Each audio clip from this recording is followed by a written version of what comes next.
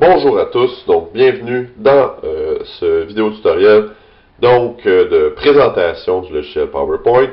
Nous aborderons dans cette vidéo donc la première partie parmi 4 autres vidéos, soit le sujet des formes et des images, et surtout également comment est-ce qu'on peut faire pour personnaliser le tout, aller au-delà des possibilités que nous offre habituellement le logiciel, donc essayer d'être plus créatif à partir de ça. Donc, commençons sans plus tarder. Donc, je vais ouvrir ici une nouvelle présentation, de sorte qu'on puisse là, commencer vraiment à zéro. Donc, voici cette nouvelle présentation, et voici ce que vous voyez essentiellement lorsque vous travaillez avec le logiciel PowerPoint la première fois que vous l'ouvrez. Donc, vous voyez une diapositive de titre, qui vous indique, dans le fond, vous demande d'insérer un titre. C'est certain là, que nous, on ne veut pas nécessairement travailler avec ça, puisque, évidemment, on veut aller au-delà du diaporama habituel. On veut faire quelque chose d'un petit peu plus différent et quelque chose de tout à fait personnalisé. Donc, la première des choses à faire, certainement, c'est d'abord peut-être se débarrasser de ça.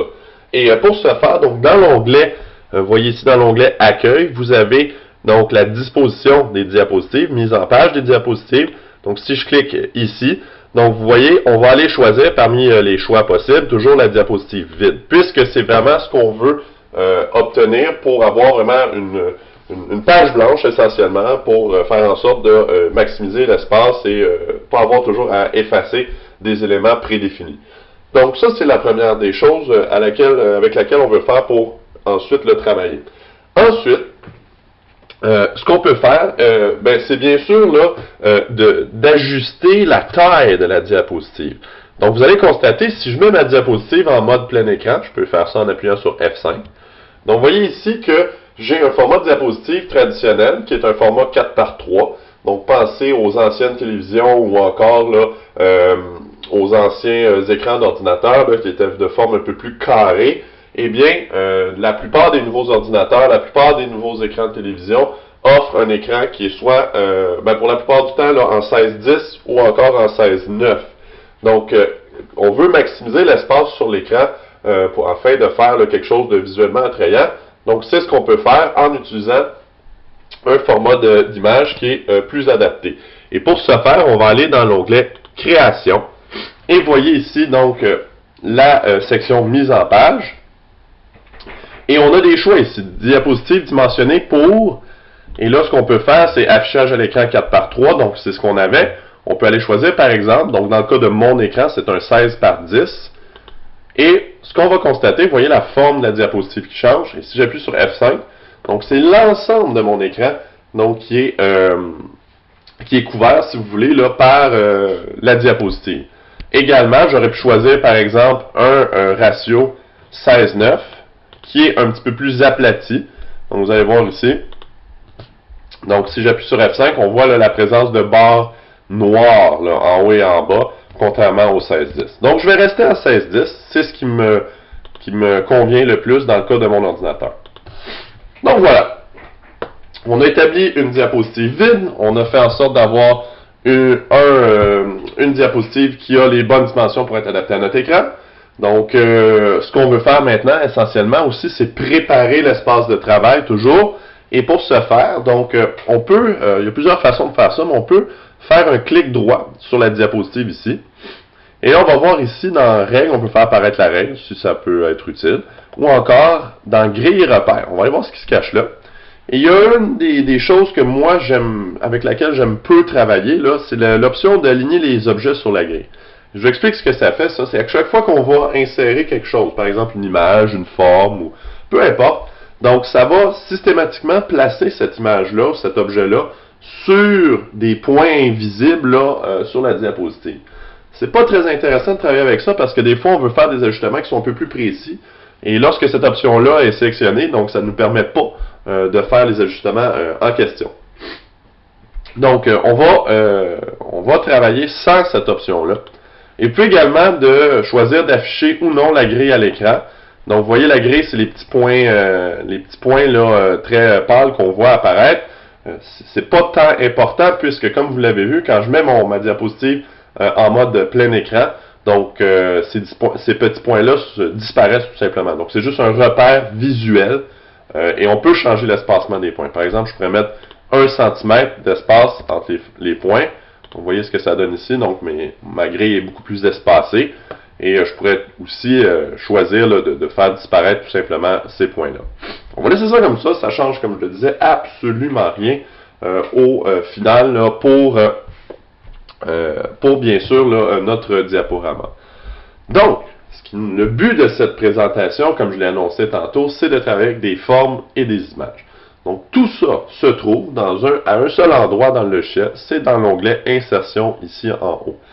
Vous allez voir là, tout au cours des différentes vidéos, on va travailler beaucoup avec cet onglet-là parce que tout ce qu'on veut ajouter à la diapositive s'y trouve. Et donc, et même des choses dont je ne parlerai pas, là, par exemple des équations ou des trucs du genre. Donc, tout ça est possible d'intégrer, évidemment, un graphique. Mais l'objet ici là, de la présentation, c'est pas de traiter de ces choses-là, mais quoi que c'est possible de le faire également. Donc, on veut peut-être commencer par insérer une image. Donc, on va aller choisir ça ici, image. Et donc, on me demande de choisir un fichier. Donc, je vais aller, là, j'ai sur mon bureau là, déjà un fichier, un dossier avec certaines choses. Vous voyez ici, j'ai une forêt qui va être donc l'image, si vous voulez, de départ là, pour mon espèce de diaporama. Donc, je vais essayer de situer l'action de ce que je vais faire là, dans une forêt. Donc, c'est une image que j'ai trouvée sur Internet. Donc, voici la forêt en question.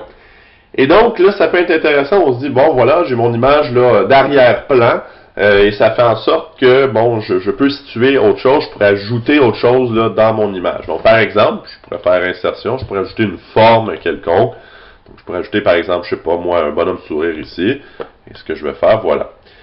Le désavantage de cette technique-là est de mettre une image comme ça ici en arrière-plan. C'est que, par exemple, lorsque va venir le temps de sélectionner des choses pour les déplacer, pour les redimensionner ou quoi que ce soit, ben, si je veux sélectionner, par exemple, mon bonhomme, ça va. Mais si je clique ailleurs par mégarde dans mon diaporama et je glisse ça, ben, je viens de déplacer mon arrière-plan. C'est pas la chose la plus efficace, vous en conviendrez. Donc, je vais supprimer cette image. Je vais supprimer également mon bonhomme sourire. Et je vais aborder, dans le fond, la question ici de l'arrière-plan. Puisqu'il est possible, avec le logiciel, de mettre une image dans l'arrière-plan de diapositive, qui, dans le fond, va être en arrière, ça le dit, et ça fait en sorte qu'on ne pourra pas la déplacer, on ne pourra pas vraiment l'y toucher. Et donc, c'est efficace parce que tous les objets que je vais mettre par-dessus, toutes les autres formes, elles, je pourrais les déplacer, mais pas l'arrière-plan. Pour ce faire, rien de plus simple, on peut faire encore un clic droit. Et vous voyez ici, dernière option, mise en forme de l'arrière-plan. Vous voyez. Et là, j'ai plusieurs choix. Je pourrais avoir un remplissage uni, dégradé. Et celui qui nous intéresse, c'est avec une image ou texture. Vous voyez ici. Donc là, j'ai plusieurs choix, motifs et puis tout ça. Donc, je vais aller choisir Fichier. Et je vais aller choisir exactement la même image. Et on voit ici, donc mon image qui apparaît en arrière-plan. Et là, cette fois-ci, je ferme partout. Vous allez voir que je peux cliquer ici et je ne peux pas déplacer mon arrière-plan. Donc, c'est très pratique parce que si j'ajoute des choses par-dessus, eh bien, à ce moment-là, donc, je n'aurai pas besoin là, de me méfier et de faire en sorte là, de m'assurer que mon arrière-plan ne bouge pas. Donc, ça reste statique. Maintenant, donc, ajoutons des choses là, à notre diaporama.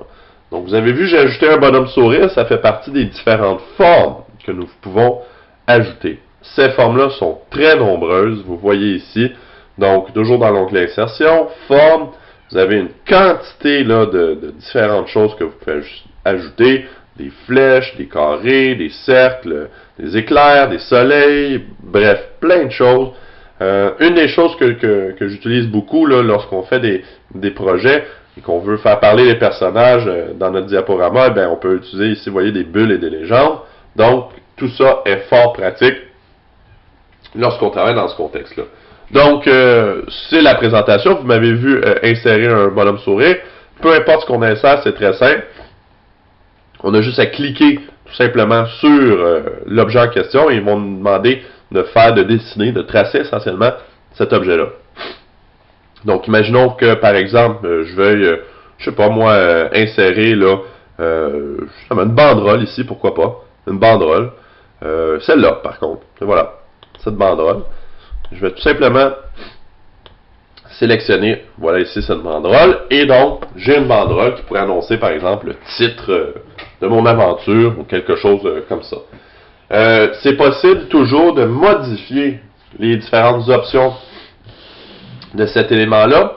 Donc si par exemple je clique ailleurs, donc mon objet n'est pas sélectionné, rien qui se passe, je peux cliquer sur mon objet, et voyez ici l'onglet, un nouvel onglet qui apparaît, outils de dessin, format. Et donc dans cet onglet-là, plusieurs options de personnalisation, c'est-à-dire je peux changer les couleurs, je peux avoir déjà des trucs prédéfinis, vraiment plein d'options. Et vous pourriez choisir également des couleurs personnalisées. Donc c'est vraiment là à vous là, de choisir pour ça. Je pourrais également ajouter du texte à mon objet qui est ici, assez facilement. Donc j'ai seulement qu'à faire un clic droit sur mon objet. Et voyez ici, modifier le texte. Et là, je peux ajouter du texte, par exemple, bienvenue dans la forêt. Point d'exclamation. Simplement pour annoncer le fait qu'on est dans une forêt. Et ensuite, ben là, je pourrais modifier des choses. Vous voyez, quand il y a des points jaunes, ici, ça modifie la forme de ma bannière. Donc voilà. Et là, je pourrais la modifier également comme ça, la mettre plus large, plus étroite. Selon mon goût, je peux la placer comme ça. Donc voilà. Donc, bienvenue dans la forêt, la bannière est installée. Donc, c'est en jouant vraiment avec ces objets-là que vous allez les découvrir, trouver les options de personnalisation, et c'est comme ça que vous allez vraiment là, arriver à faire en sorte d'obtenir des effets visuels intéressants. Il y a aussi une autre option, toujours dans l'insertion, ce sont les images clip art. Clip art, appelez ça comme vous voulez. Donc, voyez ici, donc c'est un espace là, qui s'ouvre là, à votre droite et ça nous permet de faire des recherches. Donc, imaginons, là, j'avais fait une recherche précédemment, imaginons que dans ma forêt, il y a un cerf, il pourrait y avoir un ours ou quelque chose comme ça. Tiens, on va taper ours, voir ce qu'on peut obtenir. Et là, je vais cliquer sur OK. Et là, on a une recherche qui se fait. Et là, donc, j'ai plusieurs images qui apparaissent en lien avec les ours. Je vais essayer d'en trouver une qui pourrait être intéressante. Des oursons, peut-être pas. Il y en avait quelques-unes qui semblaient intéressantes au début, peut-être. Essayer de trouver quelque chose qui peut être intéressant ici. Ah, peut-être un ours comme ça. Ouais, ça pourrait être pas pire. Voyons voir. Bon, voilà. À défaut de mettre un ours avec des poids et haltères, ben, je vais mettre cet ours-là. Vous voyez, j'ai juste simplement cliqué sur l'image qui m'intéressait. Donc, j'ai un ours un peu stylisé qui apparaît ici. Et donc, je peux modifier les dimensions de cet ours-là. Je pourrais l'agrandir, le rapetisser. Là, il est un peu gros pour mon image, on dirait. Donc, ce que je vais faire, je vais donc le redimensionner. Petit truc très utile, très pratique. Donc, quand on travaille avec tous les logiciels là, de la suite Office, quand vous avez travaillé avec des images, donc assurez-vous, par exemple, quand vous êtes dans le coin de l'image ici, pour redimensionner votre objet, de tenir la touche Shift. Donc, quand je tiens la touche Shift et je redimensionne, je m'assure de garder les proportions. Vous voyez, là, je vais mettre mon ours un peu plus petit et je vais le cacher ici, là, dans la forêt. Là. Il semble être ouais, même plus loin. Donc, plus que je le rapetisse, plus ça donne un effet de perspective, comme s'il était éloigné. Donc, voilà ici dans la clairière, là, et il est en train de se nourrir. Je pourrais réappuyer sur cet ours-là. Et vous voyez encore toujours, donc c'est une image, donc j'ai différentes options, je pourrais avoir une correction de la couleur, vraiment plein de choses. Peut-être une des choses qui est très utile, c'est le petit bouton ici, rotation. Et là, j'ai plein d'options, je peux faire pivoter mon ours de plein de façons. Et certainement, dans ce cas-là, je pourrais le choisir qu'il soit vers la droite, donc le retourner comme ça ici. Et là, donc voilà, je pourrais même, avec ici l'option rotation, le mettre un peu en pente comme ça. Et je pense que mon ours est bien correct comme ça. On va le laisser comme ça là, pour la suite des choses. Quand vous avez terminé avec l'onglet avec les images clip art, vous pouvez tout simplement fermer cet onglet-là. Et si vous en avez besoin, ben, vous retournerez dans l'insertion, image clip art, et le tout sera à votre disposition encore une fois. Maintenant, les images clip art ne sont pas les seules images avec lesquelles on peut travailler, bien sûr. donc dans le logiciel PowerPoint. Donc au-delà de l'arrière-plan, au-delà des images clipart, on veut ajouter des images qui seront certainement pertinentes dans notre arrière-plan. Dans notre diapositive plutôt. Donc, encore une fois, on va aller cliquer ici sur Images, comme je l'ai fait tantôt, et là, je vais ajouter là, des protagonistes à mon diaporama. Donc, on va ajouter, par exemple, notre ami Chewbacca, de la saga Star Wars. Et donc, c'est une image de Chewbacca que j'ai trouvée sur Internet. Donc, voici Chewbacca. Le problème, c'est que cette image-là contient un fond blanc. Et elle est plutôt grande pour l'espace que j'ai à couvrir. Donc, ce sont deux problèmes que l'on peut facilement donc, régler lorsqu'on clique sur l'image, l'objet en question, et qu'on va jouer justement dans l'onglet Outils Images, donc dans le format. La première des choses qu'on peut faire, qui est la plus utile certainement, c'est d'aller sur l'onglet Rogner. Donc, quand j'appuie sur l'onglet Rogner, donc ce que ça me permet de faire, ça me permet de réduire les bords de l'image. Donc, par exemple, au lieu d'avoir du blanc ici à gauche et à droite, donc je peux ramener l'image pour cacher là, une bonne partie du blanc inutile. Donc, quand j'ai terminé ça, je peux juste cliquer à l'extérieur de l'image. Et déjà là, c'est moins pire. Mais j'ai pas terminé, parce qu'encore une fois, j'ai du blanc ici qui apparaît, et c'est pas très agréable. Donc, parce que je veux pas avoir l'impression là, que j'ai collé cette image-là bêtement. Donc, je vais recliquer ici sur mon image, et ça, c'est une nouvelle fonction là, à partir de PowerPoint 2007, qui est vraiment formidable pour travailler avec avec vraiment là, du détail là, dans notre diaporama. Donc, on peut choisir de supprimer l'arrière-plan. Et voici comment ça fonctionne. Donc, vous avez ici une zone qui apparaît en rose. Donc, dites-vous que tout ce qui est en rose dans votre zone disparaîtra. Et donc, pour faire ajuster les zones, vous voyez ici, par exemple, les pattes, le bas des pattes de Chewbacca est rose. Ça veut dire que je ne le verrai pas dans l'image. Ou encore le haut de la tête, ou encore le coude droit ici. Donc, je peux ajuster les bords de mon image, du cadre ici, pour essayer de faire en sorte que j'ai aucune partie de Chewbacca qui soit en rose, et donc que Chewbacca au complet soit de couleur normale et que le reste soit en rose. Ça me semble bon ici, je clique à l'extérieur, et j'ai donc Chewbacca, donc sans son arrière-plan, comme s'il était véritablement dans la forêt. Je peux le redimensionner toujours en appuyant sur la touche Shift. Voilà ici. Et donc, Chewbacca a l'air de se promener très agréablement dans la forêt comme les autres. Je vais ajouter un autre personnage sous le même principe. Donc, insertion, image. Je vais ajouter le dieu Thor, que vous avez peut-être vu dans le film Les Avengers. Et je vais faire exactement la même procédure. Donc, vous voyez ici, donc, le dieu Thor, il y a certaines des parties là, de son corps qui sont roses, donc disparaîtraient. Donc, je peux ajuster ça ici avec bien sûr le cadrage. Ça me semble bon comme ça. J'ajoute quelque chose à ça. Vous avez, si jamais pour des images qui ont un contraste plus difficile, ça va peut-être être pas évident là, de choisir des zones à garder ou à supprimer. Et à ce moment-là, ce que vous pouvez faire, vous pouvez, avec les objets ici, là, marquer les zones à conserver, marquer les zones à supprimer. Donc, indiquer les différents endroits que vous souhaitez garder ou non. Donc, par exemple, là, ici, tout est correct, tout est beau. Mais, vous voyez ici, là, si je voulais être beaucoup plus précis, on verrait là ici qu'il y a une petite marque blanche ici qui dénote l'arrière-plan. Donc, peut-être que si je zoome là, on va voir un petit peu mieux. Vous voyez ici, là, entre la botte et la cape de Thor, il y a une petite marque blanche. Et si je voulais être vraiment perfectionné, je pourrais la faire disparaître, cette petite marque blanche-là, pour faire en sorte que ça ne paraisse pas et que ça soit dans le fond de l'arrière-plan. Donc, je pourrais cliquer sur marquer les zones à supprimer. Et simplement, ça fait des lignes. Je pourrais juste tracer une petite ligne dans l'espace blanc ici. Et vous voyez, cet espace blanc devient rose.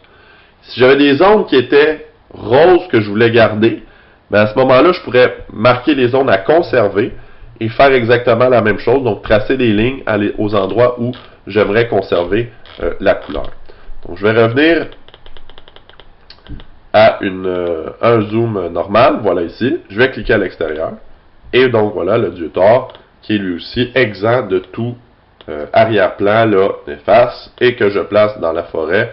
On va l'agrandir un petit peu, donc pour le mettre en avant-plan. J'ai mon ami Thor, j'ai mon ami Chewbacca, j'ai l'ours qui est pas très loin, et donc ça me permet là de bien sûr là, avoir là, tous les éléments de mon image qui sont comme s'ils étaient dans la forêt. Cela dit, donc je vous invite en terminant à aller explorer les différentes options pour les images. Donc vous avez là toujours, lorsque vous choisissez une image, que ce soit Chewbacca, que ce soit Thor, vous avez toujours l'option, par exemple, de faire des corrections, d'ajouter de la couleur, des effets artistiques. Je pourrais mettre, par exemple, là, en dégradé comme ça, en flou. Vraiment, là, les options sont assez nombreuses pour faire des effets assez intéressants.